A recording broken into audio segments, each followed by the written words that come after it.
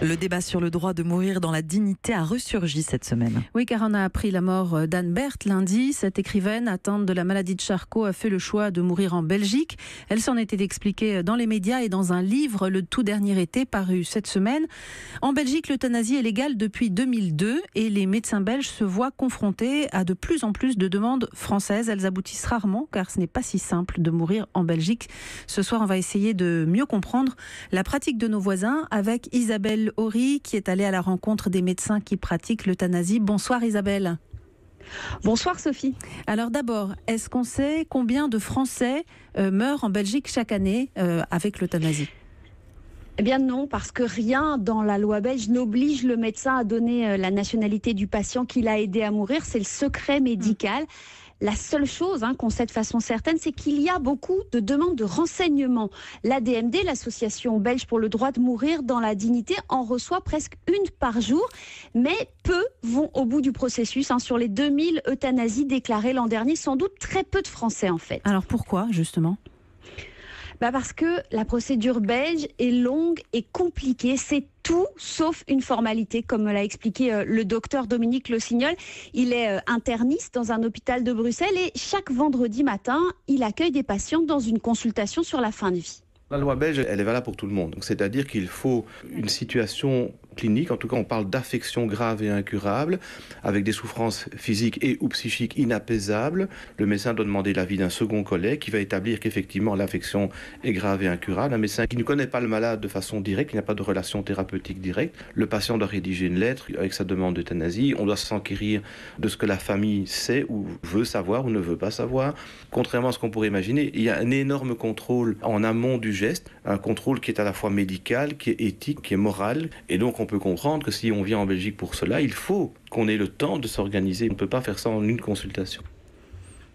Les médecins estiment qu'il faut environ 3 mois pour mener à bien toutes les démarches et donc il faut passer du temps sur place et déménager même en Belgique parfois. Alors à part ces difficultés presque logistiques, pratiques, comment sont accueillis les Français ? Ils sont écoutés avec humanité, bien sûr, parce que ce sont des personnes en situation de grande détresse, mais non, en fait, ils ne sont pas vraiment les bienvenus. Je ne suis pas un mercenaire de la mort, m'a dit un docteur belge.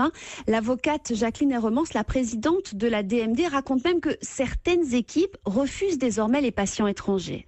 Certaines demandes sont tout à fait exprimées d'une manière raisonnable et qui tient compte de l'autre, mais d'autres personnes arrivaient éventuellement au service des urgences avec la petite valise en disant voilà, je suis là pour l'euthanasie. Comme si c'était une obligation que l'on doive répondre à cette demande alors que cette personne était inconnue de l'équipe médicale. Face à ces demandes également du style « pourriez-vous me passer le service des euthanasies ?» Il y a eu effectivement un raidissement de la part d'équipes médicales en disant « nous, on ne peut plus supporter cela ». On peut comprendre, je crois, ce raidissement. Isabelle, ce qu'on entend entre les lignes, c'est que 15 ans après l'entrée en vigueur de la loi, l'euthanasie n'est toujours pas un acte banal en Belgique. Est-ce que vous pouvez nous expliquer comment ça se passe ? Alors en Belgique, la loi permet de mourir à l'hôpital ou à la maison. L'euthanasie est légale, mais elle n'est pas remboursée. Les produits eux-mêmes coûtent environ 70 € et l'acte lui-même n'a pas de tarif parce que ça serait trop étrange. Donc c'est laissé à la libre appréciation du médecin et de la famille. C'est bien sûr le malade qui choisit son moment. Je vous propose d'écouter le docteur Van Snick, il est généraliste à Bruxelles. C'est pas très compliqué, techniquement parlant.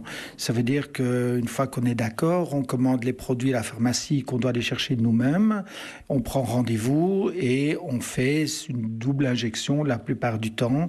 Et donc le patient s'en va et c'est très important sous l'aiguille.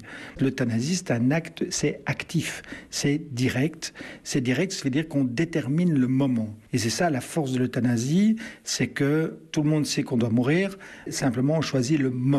Ce médecin aussi, il est direct, très clinique. Le patient s'en va sous l'aiguille, c'est clair, c'est presque un peu froid. Oui, les médecins restent des scientifiques. C'est un peu leur manière de se protéger aussi.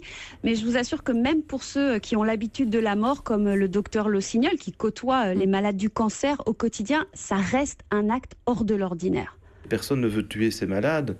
D'ailleurs, si on pouvait avoir un rôle de toute puissance comme on nous le présente parfois, on a le droit de vie et de mort sur les malades à cause de l'euthanasie.